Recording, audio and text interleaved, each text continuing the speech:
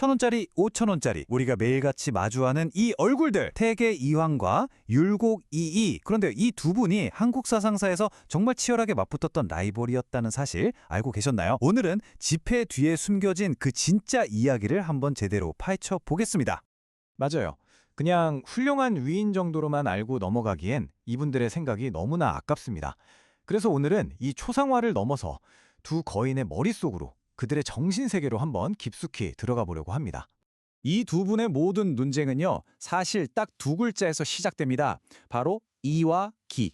이게 뭐냐면 이분들이 세상을 이해하는 기본 운영체제, 그러니까 OS 같은 거였어요. 세상을 보는 프레임 자체가 달랐던 거죠. 자, 먼저 이입니다. 이건 뭘까? 세상 만물의 완벽한 설계도 같은 거예요. 변하지 않는 본질, 원리 그 자체죠.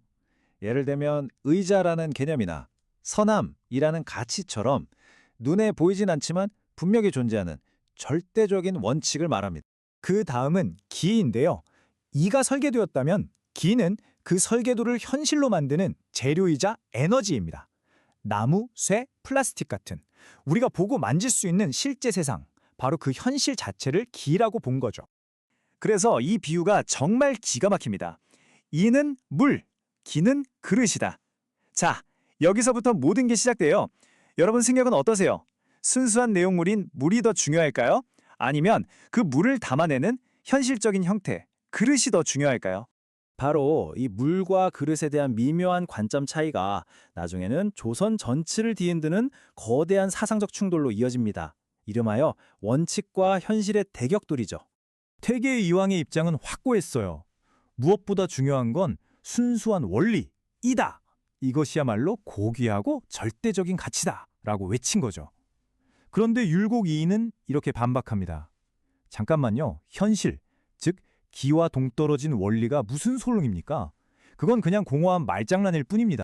이걸 현대식으로 비유하면 정말 와닿는데요. 퇴계 이황은 우리 회사의 미션은 그 어떤 상황에서도 변할 수 없습니다. 라고 말하는 이상주의 창업가 스타일에 가깝고요. 반면 율곡이인은 대표님, 좋은 말씀이지만 시장 상황에 맞춰 전략을 계속 바꿔야 회사가 살아남습니다. 라고 말하는 아주 냉철한 현실주의 CEO 같죠. 자, 그럼 이런 생각의 차이가 실제 삶에서는 어떻게 나타났을까요? 이게 정말 재밌는데 한 분은 내면으로 파고드는 수양의 길을, 다른 한 분은 밖으로 나아가는 개혁의 길을 걷게 됩니다. 여기서 두 사람의 길이 명확하게 갈립니다. 퇴계는 나 자신을 완성하는 것에 집중했어요. 내 안의 욕망을 다스리고 순수한 원칙을 지키는 어떻게 보면 굉장히 내향적인 길이죠. 반면 율곡은 세상을 바꾸는 것에 집중했습니다. 사회에 적극적으로 참여하고 행동으로 보여줘야 한다. 이건 아주 외향적인 자세죠. 그래서 퇴계 철학의 핵심 키워드는 바로 경입니다. 항상 스스로를 살피고 마음을 단정하게 갖는 거죠.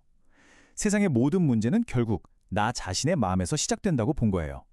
내 안이 바로 서야 세상도 바로 세울 수 있다는 믿음. 반면에 율곡은 아주 실용적인 3단계 액션 플랜을 제시합니다. 첫째, 원리를 제대로 공부하고, 둘째, 마음가짐을 바로 하고, 그리고 마지막, 가장 중요한 게 바로 이 역행입니다. 배운 걸 현실에서 힘써서 실천하라. 아는 데서 그치면 아무것도 아니라는 거죠. 정말 CEO답지 않나요? 이 두 분의 대결은 그냥 16세기의 해프닝으로 끝나지 않았습니다. 이분들이 만든 생각의 흐름이 이후 한국 역사를 관통하는 거대한 두 물줄기, 바로 보수와 진보의 원형이 되거든요. 자, 여러분은 어느 쪽에 더 마음이 가시나요? 한번 보세요. 순수한 원칙을 지키려 했던 퇴계의 사상은 훗날 외세에 맞서 우리 것을 지키자는 고수적인 위정척사운동의 정신적 뿌리가 됩니다. 반면 현실 개혁을 외쳤던 율곡의 사상은 실용적인 학문인 실학과 세상을 바꾸자는 개화 사상으로 이어지면서 진보의 DNA를 만들어내죠. 정말 놀랍지 않나요? 자, 이제 마지막 질문을 여러분께 던져봅니다. 여러분의 삶에서 또 여러분의 직장에서 더 중요한 가치는 무엇인가요? 어떤 상황에서도 흔들리지 않는 원칙인가요? 아니면 끊임없이 변화하는 현실에 대한 유연한 대응인가요? 여러분은 순수한 미션을 지키려는 이상주의 창업가에 가깝나요? 아니면 어떻게든 결과를 만들어내는 현실주의 CEO에 가깝나요? 여러분의 생각을 댓글로 자유롭게 남겨주세요.